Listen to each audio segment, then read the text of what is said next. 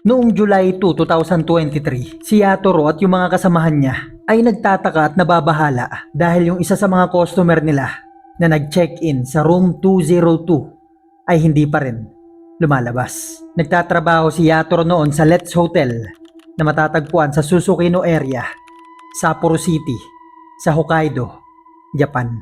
Mag-aalas 12 na noon kaya naman nag-usap-usap na sila. Nakatukin na yung room 202. Naiintindihan naman nila dahil baka napahaba lang yung tulog nito dahil halos lahat ng mga nagche-check-in sa kanila ay galing sa mga club na nakatayo sa paligid ng building.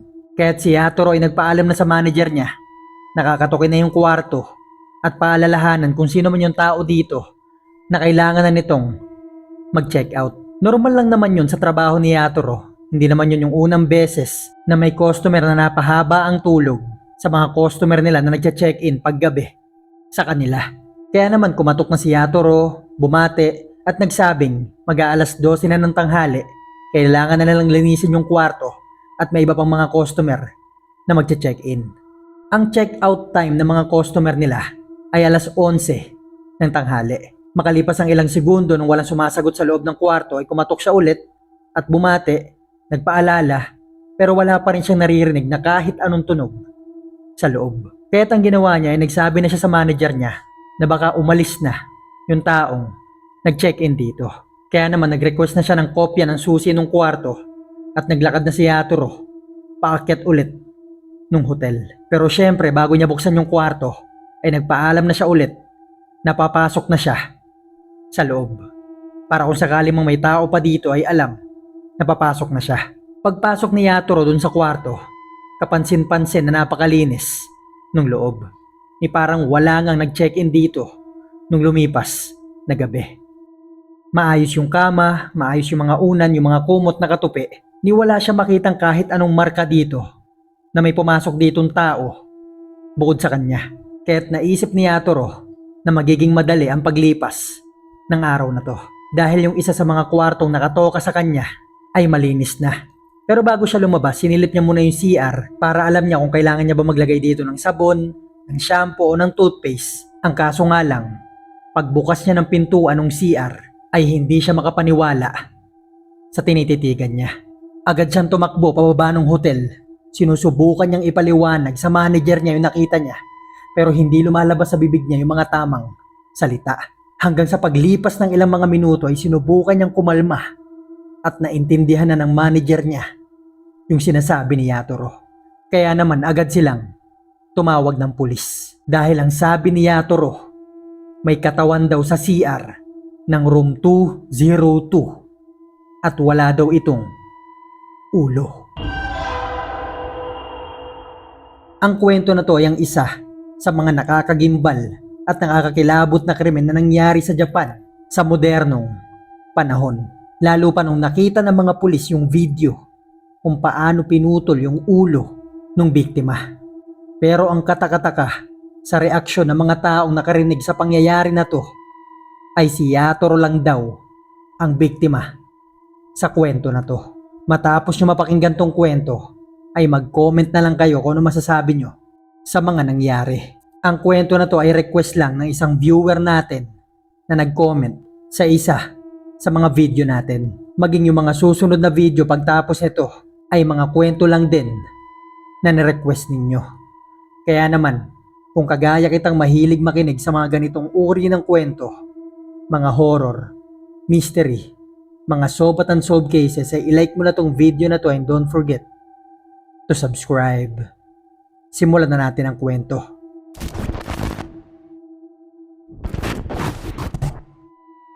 Si Hitoshi Ura ay kilala ng mga kapitbahay niya at ng mga kaibigan niya bilang isang simpleng ama ng tahanan. Meron siyang asawa, may dalawa siyang anak na silang nagsisimula ng bumuo ng kani-kanilang mga pamilya. Si Hitoshi ay isang factory worker.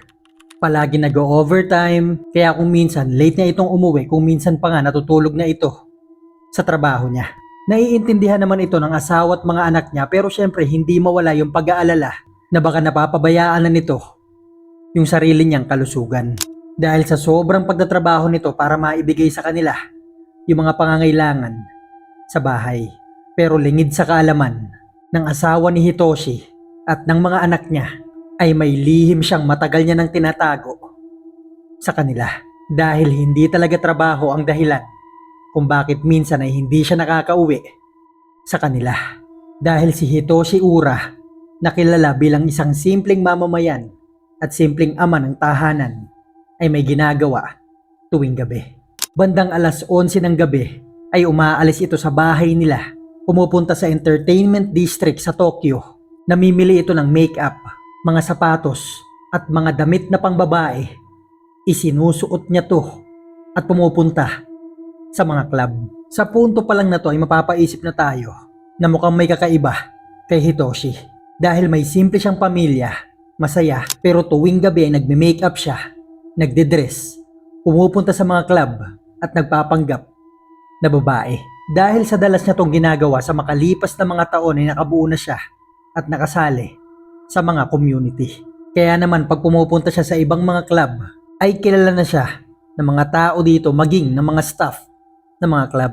At ang pakilala niya sa mga tao, mga kakilala niya, mga naging karelasyon niyang babae, ay isa daw siyang tomboy.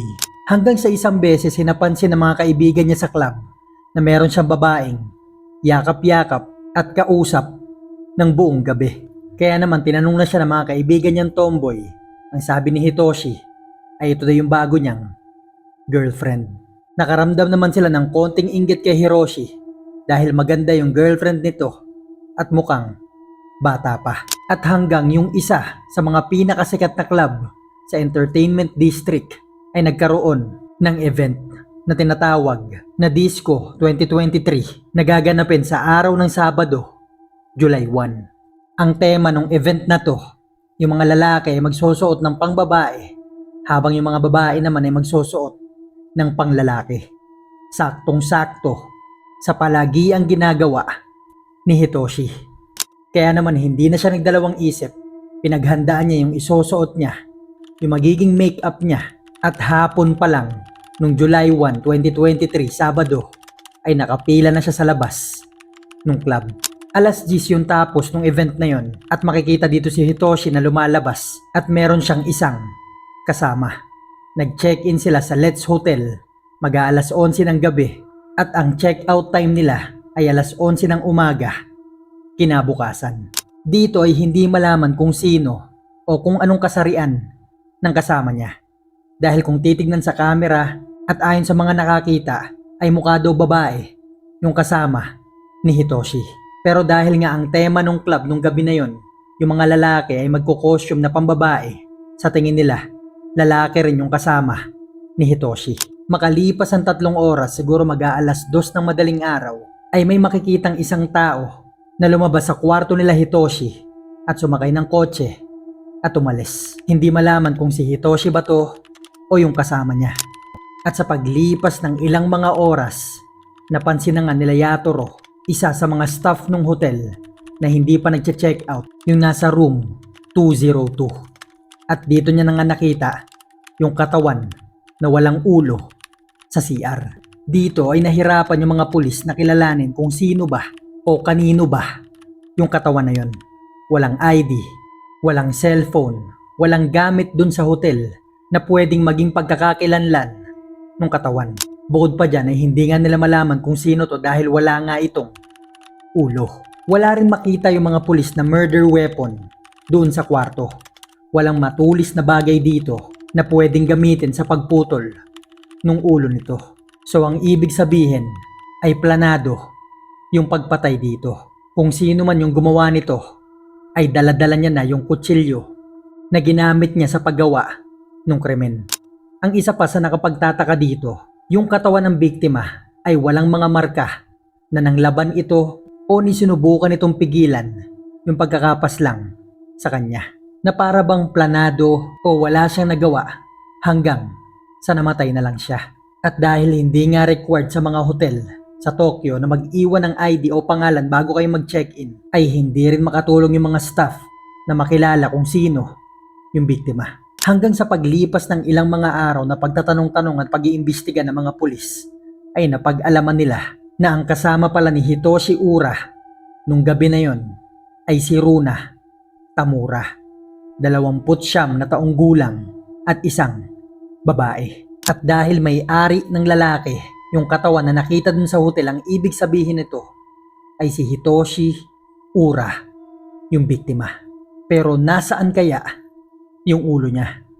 Ang ginawa ng mga pulis, kinumpirma muna nila sa fingerprint kung si Hitoshi ba talaga yung bangkay na yon, at nakumpirma nga nila na si Hitoshi Ura, 62 taong gulang, ang siyang may-ari nung katawan dun sa hotel.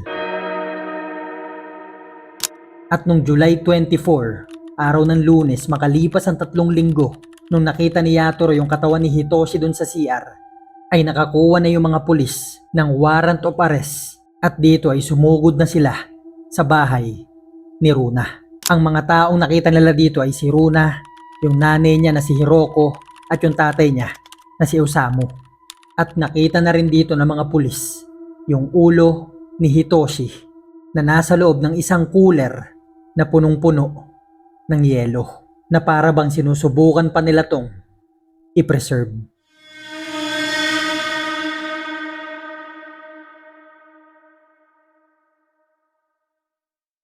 Si Runa Tamura ay nag-iisang anak ni Hiroko, isang housewife, at Osamu, isang doktor. Dahil nag-iisang anak si Runa, ay inispoiled siya ng mga magulang niya.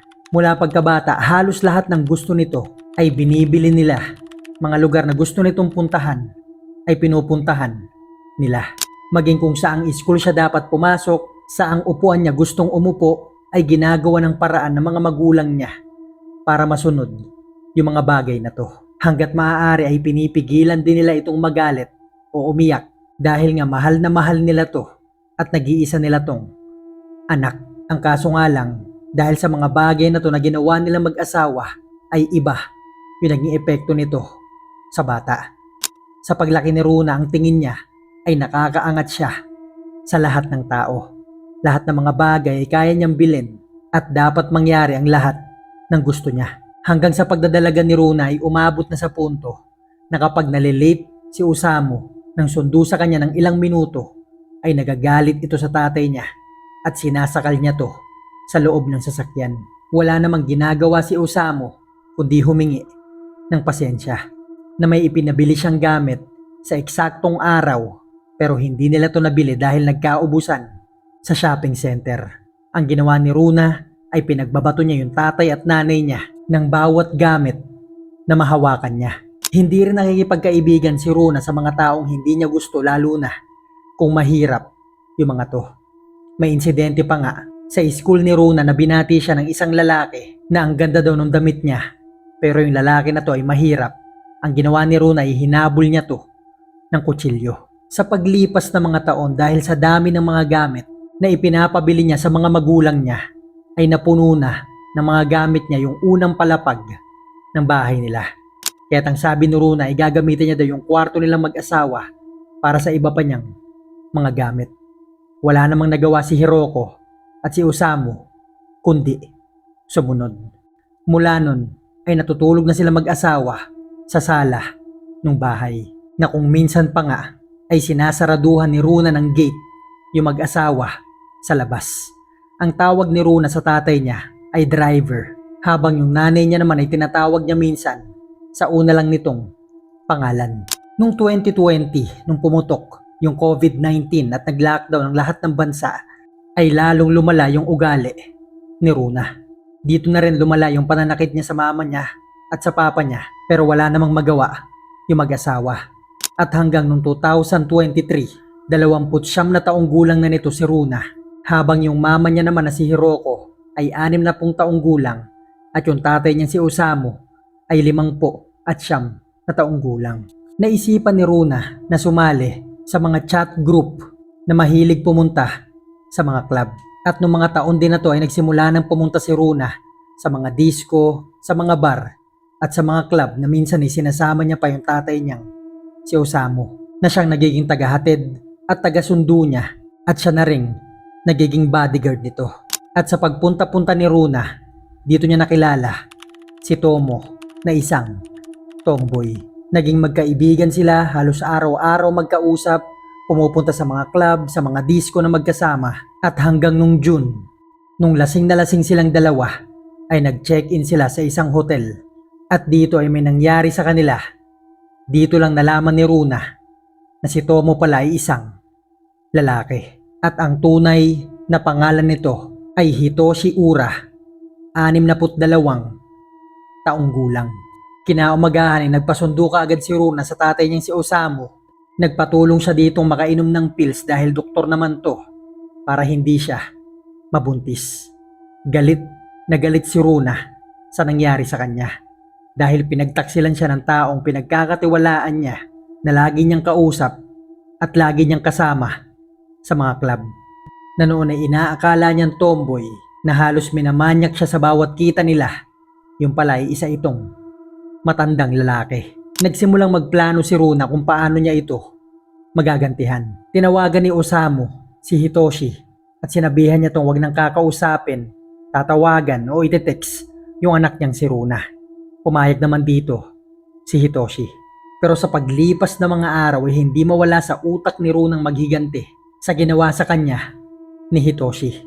Kaya't ang ginawa niya ay nagpatulong siya sa tatay niyang makaganti dito. Sa paglipas ng mga araw ay dalawa silang pumupunta sa mga shopping center at namimili sila ng mga matutulis at magagandang mga kutsilyo na siyang gagamitin ni Runa para makaganti. At nung napagplanuhan na ni Runa at nung tatay niya kung paano ito gagawin, ay kinontak na ni Runa si Hitoshi.